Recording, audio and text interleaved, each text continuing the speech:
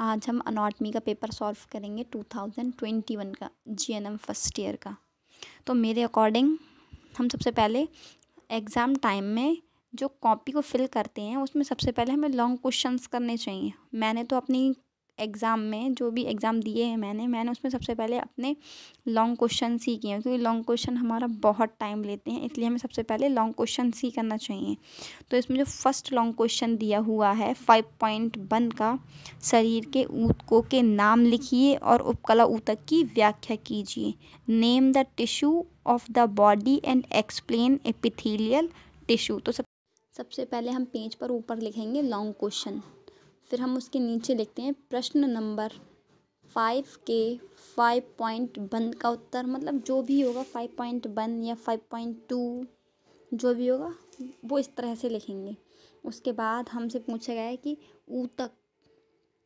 ऊतकों के नाम लिखिए। तो सबसे पहले मैंने यहाँ पर टिश्यू के बारे में बताया है और उसके बाद मैंने टिश्यू के यहाँ पर सारे नेम लिखे हैं। उसके नीचे मैंने स्ट्रक्चर ऑफ टिश्यू, मतलब एक स्ट्रक्चर बनाया है जिसमें मैंने सिर्फ एपिथेलियल टिश्यू के बारे में बताया है, क्योंकि हमसे क्वेश्चन में सिर्फ एपिथेलियल के बारे में पूछा है। अगर आपके पास टाइम है तो आप बाकी के जो टिश्यू है, कनेक्टिव, मस्कुलर, नर्वस, इनके बारे में भी स्ट्रक्चर बना सकते हैं, पर मेरे पास टाइम नहीं था तो मैंने सिर्फ एपिथेलियल टिश्यू का ही बनाया था। उसके बाद मैंने एपिथेलियल टिश्यू के बारे में बताया है। एपिथेलियल टिश्यू के बारे में सबसे पहले बता दिया, फिर एपिथेलियल को जैसे जैसे मैंने स्ट्रक्चर में डिवाइड किया है उसके बारे में उसी तरह से मैंने यहाँ पर लिखा है। फिर कंपाउंड के बारे में बताया, फिर फंक्शन ऑफ एपिथेलियल टिश्यू। उसके बाद हम बात करते हैं क्वेश्चन नंबर 2 की। तो क्वेश्चन नंबर 2 मैंने लिया था 5.3, जो कि है हृदय का चित्र बनाकर उसका नाम लिखिए तथा हृदय की संरचना का वर्णन कीजिए तथा फुफ्फुसीय परिसंचरण की व्याख्या कीजिए। Draw and level the diagram of the heart and describe the structure of the heart and explain the pulmonary circulation.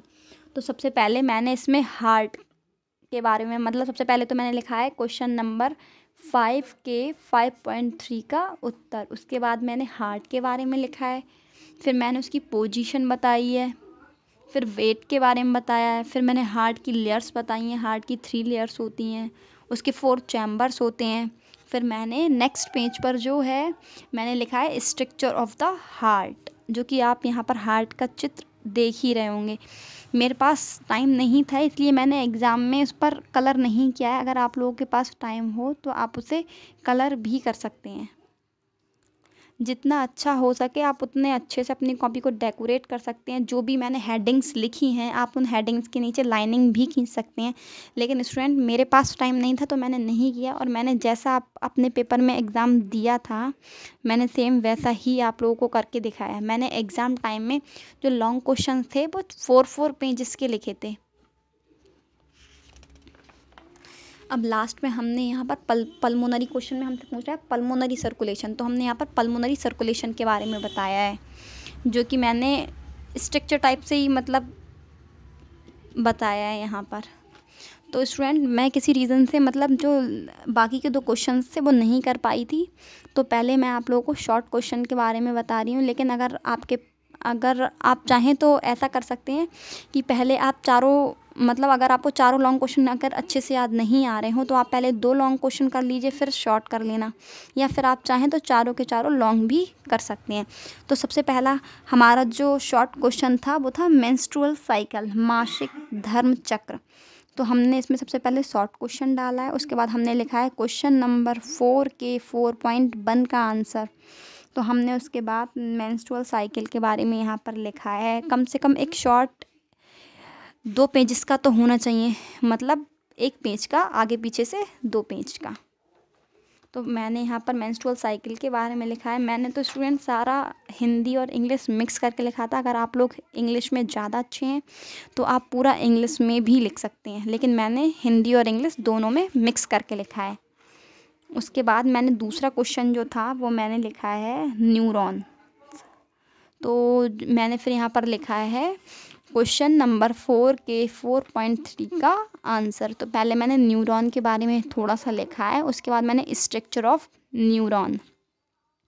Student, और मैं आपको एक बात और बता दूं, जीएनएम की जो कॉपी हमें मिलती है एग्ज़ाम टाइम में, उसमें बहुत बड़ा सा एक चित्र बना हुआ होता है, तो आप जो भी स्ट्रक्चर बनाएंगे उसमें अंदर फिनिशिंग नहीं आ पाएगी। तो आप लोग एग्ज़ाम देंगे तब आप देख ही लेंगे। तो मैंने यहाँ पर न्यूरॉन के बारे में, फिर न्यूरॉन के पार्ट्स के बारे में बताया है कि उसके 3 पार्ट्स होते हैं, फिर 3 पार्ट्स के बारे में यहाँ पर बताया है। उसके बाद मैंने स्ट्रक्चर ऑफ सेल, मतलब हमारा जो नेक्स्ट क्वेश्चन है हमारा, draw a neat labelled diagram of cell का स्वच्छ नामांकित चित्र बनाइए। मतलब हमें यहाँ पर सेल का डायग्राम बनाना था और उसकी जो भी नेमिंग है हमें वो सारी नेमिंग करनी थी। तो इस पेज पर ज़्यादा जगह नहीं बच पाई थी, इसलिए मैंने इसकी नेमिंग, वैसे तो मैंने चित्र में इसकी सारी नेमिंग कर ही दी है, लेकिन फिर भी मेरे पास टाइम था तो मैंने इसका स्ट्रक्चर भी बनाया है। आप चाहें तो सेल को इस तरह से बहुत अच्छे से याद कर सकते हैं। अगर आपने ये स्ट्रक्चर वाइज पढ़ा है तो आपको ये बहुत अच्छे से याद रहेगा और एग्ज़ाम टाइम तक आप इसे कभी भूलेंगे ही नहीं, अगर आपने ये स्ट्रक्चर वाइज पढ़ा है तो। उसके बाद हमारा जो नेक्स्ट क्वेश्चन है वो हमारा क्वेश्चन है सेरेब्रोस्पाइनल फ्लूइड। सेरेब्रोस्पाइनल फ्लूइड को शॉर्ट फॉर्म में CSF भी कहते हैं। तो मैंने फिर लिखा है क्वेश्चन नंबर 4 के 4.6 का आंसर सेरेब्रोस्पाइनल फ्लूइड। हमने हेडिंग डाल दी। आपको स्पेलिंग मिस्टेक्स भी नहीं होंगी क्योंकि स्पेलिंग इसमें सारी लिखी हुई हैं अच्छे से। क्वेश्चन में सारा हिंदी और इंग्लिश दोनों मिक्स होता है, तो आप इसमें से देखकर आप अपनी हेडिंग्स को डाल सकते हैं अच्छे से। फिर मैंने CSF के बारे में बताया है, यहाँ पर CSF में पाए जाने वाले पदार्थ के बारे में बताया है।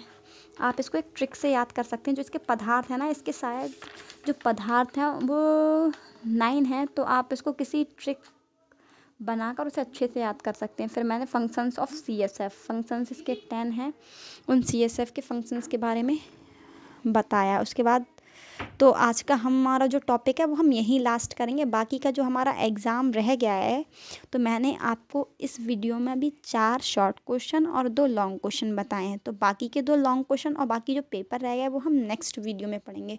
अगर आपको ये वीडियो अच्छा लगा हो तो प्लीज़ इसे लाइक, शेयर एंड सब्सक्राइब ज़रूर करना। अगर इसमें कोई मिस्टेक मैंने की हो तो आप कमेंट बॉक्स में ज़रूर बताइएगा। मैं अपनी मिस्टेक जो भी होगी उसे नेक्स्ट वीडियो में कोशिश करूँगी कि मैं उसे सही कर पाऊँ। ठीक है, तो हम नेक्स्ट वीडियो में पार्ट 2